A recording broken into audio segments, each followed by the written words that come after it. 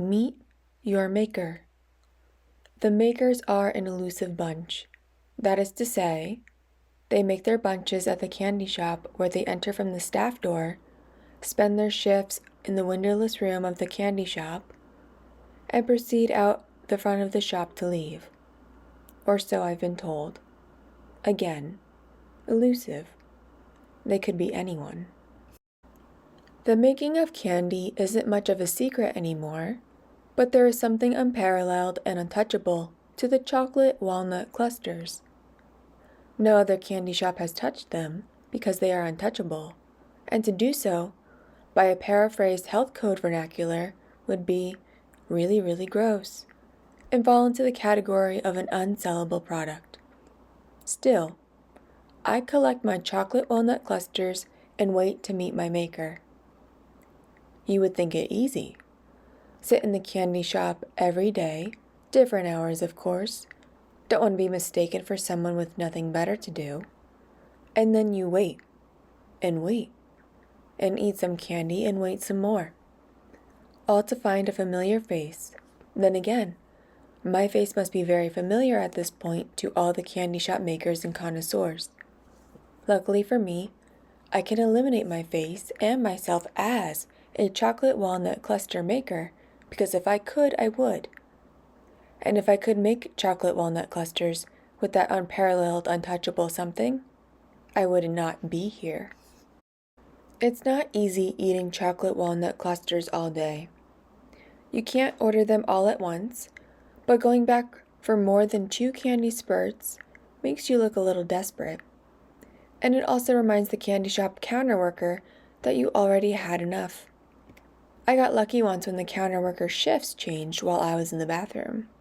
Or at least, I hope that's what happened and they didn't just get exhausted.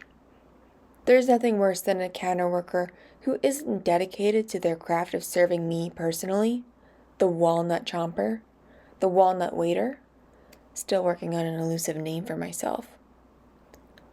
Once, there was a man I was certain that made the walnut clusters due to the waxy upturns of his mustache, but I never saw him again. Disappointment without the coating of chocolate to make it go down. Just disappointment. I gave my reconnaissance a break before the Easter holidays. You know how those things are. Everyone is flooding the shop a week before Easter to fill their Easter baskets.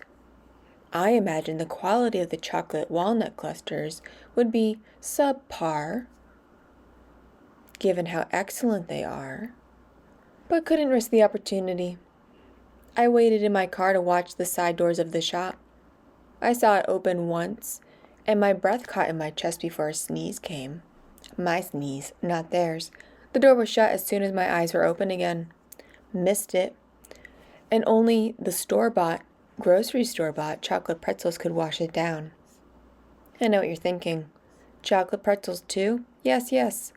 But these are the small ones and the shop only makes the large ones. The chocolate to crunch ratio is off. I tried to express this to the manager when I spoke to her, but she seemed more impatient for me to leave. The store is closed, sir. Honestly, where is the customer loyalty after weeks of giving them my unfailing business?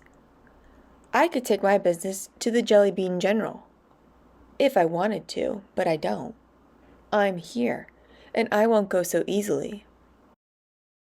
I couldn't take it anymore. I left the car, ran to the building, and I bashed my fist against the back door where a confused worker in a black baseball cap and apron answered, "Who makes the chocolate-covered walnuts?" I actually demanded. He looked confused. No one. They come from the factory. Excuse me. He shut the door, and there it was. My heart crushed like a walnut shell. A factory? It couldn't be. But it was. I had the answer in my hand all along.